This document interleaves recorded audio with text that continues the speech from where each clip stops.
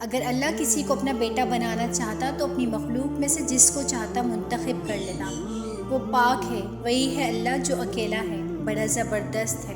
اسی نے آسمانوں اور زمین کو تدبیر کے ساتھ پیدا کیا، اور وہی رات کو دن میں لپیٹتا اور دن کو رات میں لپیٹتا ہے، اور اسی نے سورج اور چاند کو کام میں لگا رکھا ہے۔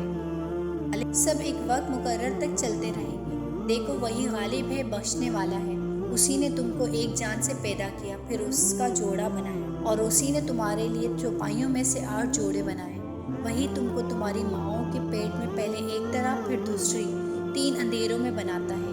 یہی اللہ تمہارا پروردگار ہے، اسی کی بادشاہی ہے، اس کے سوا کوئی معبود نہیں۔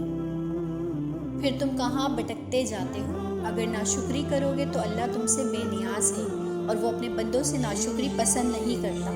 اور اگر شکر کرو گے تو وہ اس کو تمہارے لیے پسند کرتا ہے، اور کوئی بوجھ اٹھانے والا دوسرے کا بوجھ نہیں اٹھائے گا۔ پھر تم کو اپنے پروردگار کی طرف لوٹنا ہے، اور پھر جو کچھ تم کرتے رہے ہو وہ تم کو بتا دے گا۔